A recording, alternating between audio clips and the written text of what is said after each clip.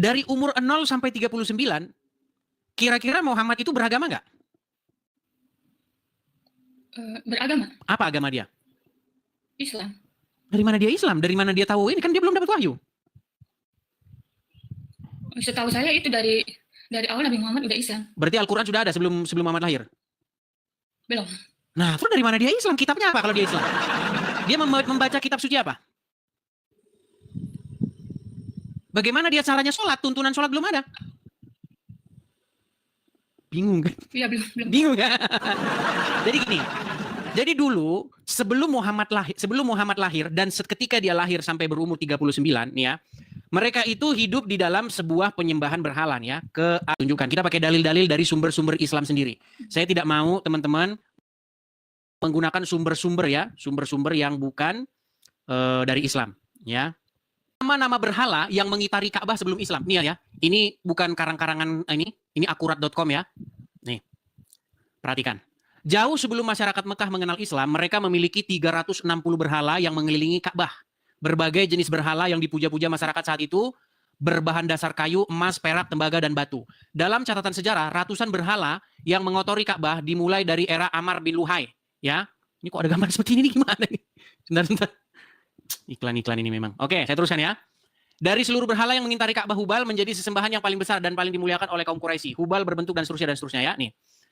Di kemudian hari setelah Fathul Mekah, Hubal dan seluruh berhala lainnya dihancurkan oleh Muhammad. Nah, ini kan setelah dia jadi nabi ya. Nah, yang menjadi fokus kita di sini adalah bagaimana sebelum Muhammad menjadi nabi. Nah, sebelum Muhammad menjadi nabi, Ka'bah itu memang sudah menjadi tempat penyembahan berhala. Nih nama-nama berhala dalam pra-Islam nih, nama berhala di Ka'bah pra-Islam. Ya, ada Isaf, kemudian ada Suwa, kemudian ada Al-Jidasa dan seterusnya. Ini makanya berhala dikelilingi berhala. Nah, itu pun masih ada sebelum Muhammad berumur 40 tahun. Nah, makanya tadi pertanyaannya, sebelum Muhammad umur 40 tahun, apakah dia sholat? Belum. Apakah dia sudah memeluk Islam? Belum. Masih berhala. Iya. Di situ di Ka'bah itu tempat penyembahan berhala.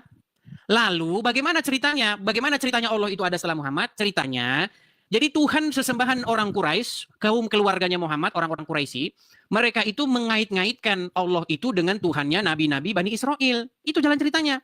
Bahkan dulu waktu Muhammad baru-baru jadi nabi, dia tidak mau kiblatnya itu di Ka'bah, nggak mau dia. Karena dia tahu Ka'bah itu memang penyembahan berhala. Makanya kiblatnya, coba, kiblat pertama kali waktu Muhammad jadi nabi di mana? Di Mekah. Nah, susah ini kalau kita ngomongin kayak begini. Kiblat pertama kali umat muslim itu bukan di Mekah. Kiblat pertama kali umat muslim itu di Yerusalem. Iya, karena Muhammad tahu bahwa Mekah itu tempat penyembahan berhala.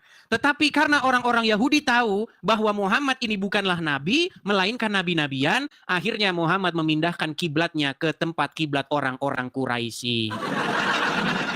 Tetapi agama orang-orang Quraisy ini dipoles oleh Muhammad. Dipoles, ya, Tuhannya diganti menjadi Tuhannya orang-orang Yahudi, Tuhannya nabi-nabi orang Yahudi, ritualnya pun dipangkas. Mereka dulu tawaf sambil telanjang, sekarang tawaf pakai kain ikhram. Gitu ceritanya. Tapi kalau ke situ nanti ketinggian, makhluk Tuhan Freya kejauhan. Gak usah yang seperti itu. Itu nanti kalau misalnya kamu sudah tinggi ilmunya, baru bahas ke situ. Kalau sekarang yang simpel-simpel saja. Ya harus. Ya kalau misalnya itu kenapa harus menyembah Yesus gitu? Baik. Menyembah itu apa dulu sih? Begini-begini, gerakan-gerakan begini. Kristen nggak perlu kayak begitu.